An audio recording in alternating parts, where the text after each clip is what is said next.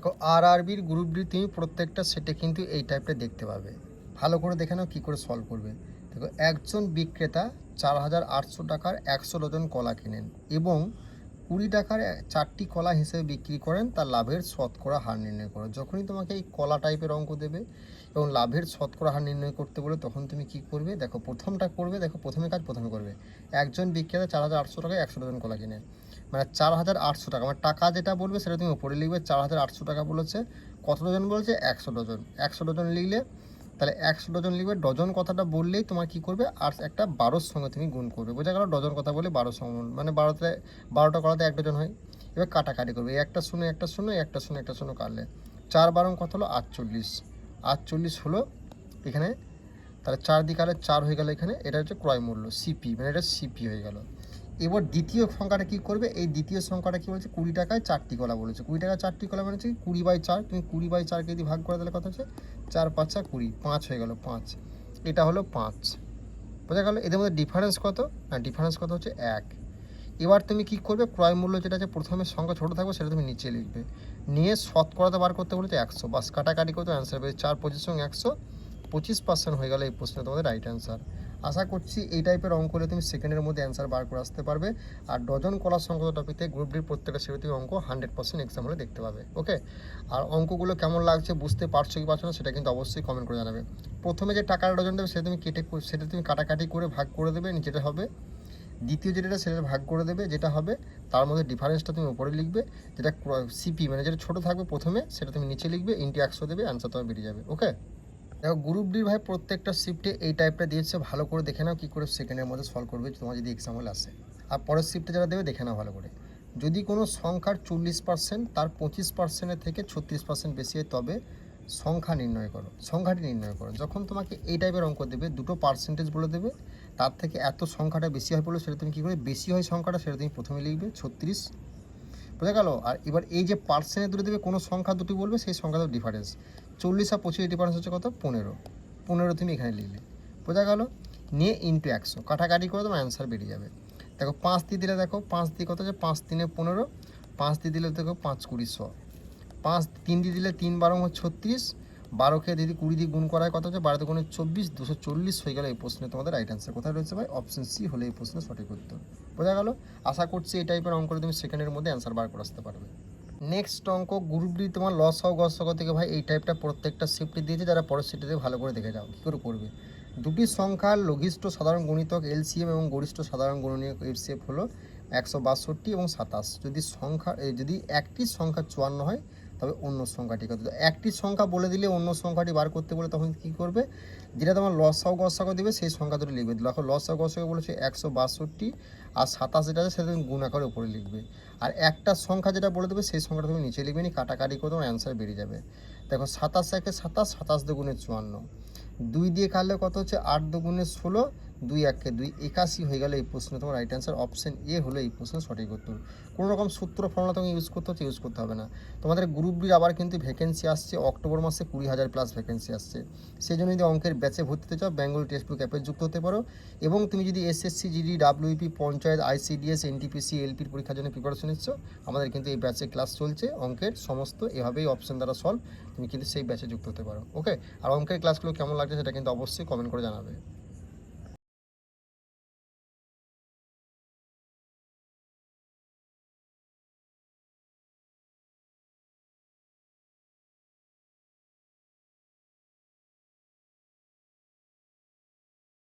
দেখো নেক্সট অঙ্ক দেখে নাও, তোমাদের ক্রয় মূল্য থেকে এই অঙ্কটা কিন্তু দিচ্ছে প্রত্যেকটি শিফটে গ্রুপ ডি, যারা পরের শিফটে ভালো করে দেখে নাও। একটিকে 20% ছাড় বা ডিসকাউন্ট বিক্রি করলে লাভ হয় 32%। বস্তুটি ধার্য মূল্য। দেখো আরআরবি গ্রুপ ডির প্রত্যেকটা শিফটে ক্রয় মূল্যের বিক্রয় মূল্যের এই অঙ্কটা দিচ্ছে। এই অঙ্কটা কী করে সেকেন্ডের মধ্যে সলভ করে দেখে নাও। দেখো একটিকে 20% ছাড় বা ডিসকাউন্টে বিক্রি করলে লাভ হয় 32%। বস্তুটির ধার্য মূল্য মার্কেট প্রাইস ক্রয় মূল্যের চেয়ে কত শতাংশ বাড়িয়ে লেখা হয়েছিল। যখনই আমরা কত শতাংশ বাড়িয়ে ক্রয় মূল্য লেখা হয়েছে আর বিক্রয় মূল্য লেখা হয়েছে তখন তুমি কী করে করবে, এই যে 20% ছাড় বলেছে, এটা তুমি যাই বলুক, ছাড় বলুক ডিসকাউন্ট বলুক, সেটা তুমি ভেঙে নেবে।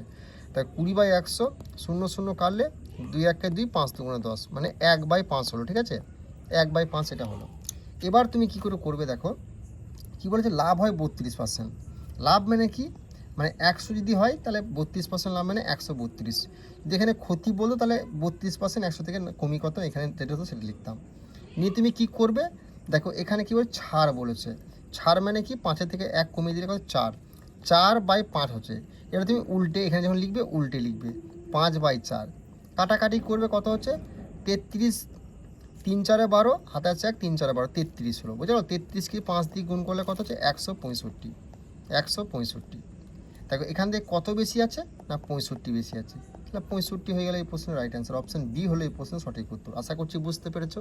ওকে, নেক্সট অঙ্ক দেখে নাও। তোমাদের নল ট্যাঙ্কি থেকে প্রত্যেকটা শিফটে গ্রুপ ডিতে কিন্তু অঙ্ক দিচ্ছে, আর এই অঙ্কটা ভালো করে দেখে নাও, কোন জিনিসটা মনে রাখবে তাহলে তুমি সেকেন্ডের মধ্যে অ্যান্সারটা করে আসতে পারবে। দেখো প্রথমে অঙ্কটা পড়ে নাও। একটি পাইপ একটি ট্যাঙ্কে 3 মিনিটে পূর্ণ করতে পারে, অন্যদিকে আরেকটি পাইপ একটি পূর্ণ ট্যাঙ্কে 12 মিনিটে খালি করতে পারে। যদি ট্যাঙ্ক খালি থাকা অবস্থায় দুটি পাইপ একই সাথে খুলে দেওয়া হয় তবে ট্যাঙ্কটি অর্ধেক কত অংশ পূর্ণ কত মিনিট সময় লাগবে। দেখো এখানে দুটো জিনিস মনে রাখবে কি, দেখো 3 মিনিটে পূর্ণ করতে পারে বলেছে, 12 মিনিটে খালি করতে পারে। যদি একটা খালি একটা পূর্ণ বলে তখন তুমি কি করবে, ওপরের সংখ্যা দুটোকে কী করবে গুণ করবে, 3/12 ওপরের সংখ্যা দুটো গুণ করবে, আর এই সংখ্যা দুটোকে তুমি কি করে বিয়োগ করে যেটা হবে সেটা তুমি নিচে লিখবে। দেখো 12 থেকে 3 বাদ দিলে কত 9, 9 হলো। দেখো 3 তিরিখে 9, 3 4 12, 4 হয়ে গেল। 4 কিন্তু তাহলে অ্যান্সার নয়, কিন্তু 4 মিনিট অ্যান্সার করবে না। এখানেই তো স্টুডেন্টরা ভুল করে, সেই জন্যই অঙ্কটা প্রত্যেকটা শিফটে গ্রুপ ডি দিচ্ছে। এবার কি বলেছে, অর্ধেক অংশ পূর্ণ করতে কত মিনিট সময়। অর্ধেক মানে কি, অর্ধেক মানে হচ্ছে তোমার কি 1/2কে বলে অর্ধেক, বোঝা গেল। এবার তুমি কাটাকাটি করে 2 2 4, 2 হয়ে গেল এই প্রশ্নের সঠিক উত্তর 2 মিনিট। যদি এখানে 3 যদি বলে 2/3, যদি বলে 2/3, 2/3 মানে 2/3 করবে, তখন 2/3 দিয়ে এখানে কাটাকাটি করতে। যদি এখানে বলে 1/5 বলে তাহলে 1/5 দিয়ে তুমি কাটাকাটি করতে। এই জিনিসটা মনে রাখবে, যদি অর্ধেক বলে তাহলে কিন্তু এটা করতে হবে, যদি অর্ধেক না বলে তখন তোমার কিন্তু এই 4টাই অ্যান্সার হতো। আশা করছি বুঝতে পেরেছো। ওকে, দেখো ট্রেন সংক্রান্ত এই অঙ্কটা গ্রুপ ডি পরীক্ষায় প্রত্যেকটা শিফটে আসছে, শুধু দেখে নাও কী করে সেকেন্ডের মধ্যে অ্যান্সার বার করবে। দেখো 200 মিটার দীর্ঘ একটি ট্রেন 300 মিটার দীর্ঘ একটি সেতুকে 20 সেকেন্ডে পার করে। 150 মিটার দীর্ঘ একটি প্ল্যাটফর্মের মাঝখানে দাঁড়িয়ে থাকা কোনো ব্যক্তিকে পার করতে ট্রেনটির কত সময় লাগবে। যখনই তোমাকে দেখো একটি 200 মিটার দীর্ঘ একটি ট্রেন বলেছে আর 300 মিটার দীর্ঘ একটা সেতু বলেছে, কত সেকেন্ডে পার করো 30 সেকেন্ড, তখন তুমি কী করে 200 মিটার দীর্ঘ ট্রেনটা তুমি ট্রেনে লিখলে। দেখো 200 মিটার ট্রেন লিখলে। এবার যেটা সেতু বলবো না 300 মিটার দীর্ঘ সেতু, সেটার সঙ্গে যে ট্রেন থাকবে সেটা দুটো যোগ করে সেটা তুমি যেটা হবে সেটা লিখবে। 300 আর 200 যোগ করলে কত হচ্ছে 500, 500 তুমি লিখলে, বোঝা গেল। যদি কাটাকাটি যায় কাটাকাটি করবে, 0 0 কাটলে 0 0 কাটলে, মানে 2 আর 5-এর তোমার অনুপাত হলো, 2 আর 5-এর অনুপাত হলো। এবার কি বলেছে, 300 মিটার দীর্ঘ একটি সেতুকে 30 সেকেন্ড অতিক্রম করে। ওই সেতুকে মানে বলছে সেতু এখানে সেতু ভরা আছে, সেতু আর ট্রেন এখানে ভরা আছে, মানে এটা কত সেকেন্ড অতিক্রম, 30 সেকেন্ড অতিক্রম করে। মানে 5-এর সঙ্গে কত গুণ করে 30 হয়, 5-এর সঙ্গে 6 গুণ করলে ভাই 30, 5 6 30, 6 গুণ করলে, তাহলে এখানেও তুমি 6 গুণ করে দেবে, 6 2 12 হয়ে যাবে এই প্রশ্নের রাইট অ্যান্সার। কোথায় রয়েছে, অপশন সি হয়ে গেলে এই প্রশ্নের রাইট অ্যান্সার। আশা করছি বুঝতে পেরেছো। এই টাইপের ট্রেনের যদি অঙ্ক আসে তুমি সেকেন্ডের মধ্যে অ্যান্সার বার করে আসতে পারবে, বোঝা গেল। নেক্সট অঙ্ক দেখে নাও। গ্রুপ ডি ভাই এই মান নির্ণয় সংক্রান্ত টাইপটা প্রত্যেকটা শিফটে দিয়েছে তোমাদের 3 তারিখে 4 তারিখে, ভালো করে দেখে নাও। দেওয়া আছে যদি x + y = 4 হয়, xy = 2 হয়, তাহলে x² y² মান নির্ণয় করো। যখনই তোমাকে প্লাস দিয়ে দেবে, গুণাকার দিয়ে দেবে, তাহলে x + y² এর মান নির্ণয় করতে বলবে, তখন তুমি কি করবে, এই যে সংখ্যাটা আছে এই সংখ্যাটা তুমি স্কোয়ার করবে, মানে 4-এর স্কোয়ার হবে, মাইনাস একটা 2 দেবে, আর এই যে সংখ্যাটা থাকবে সেটা তুমি গুণাকারে লিখে দেবে, বাস অঙ্ক তোমার হয়ে গেল। 4 4 16 মাইনাস 2 2 4, 16 থেকে 4 বাদ দিলে কত হচ্ছে 12 হয়ে গেল এই প্রশ্নের রাইট অ্যান্সার। অপশন বি হবে সঠিক উত্তর।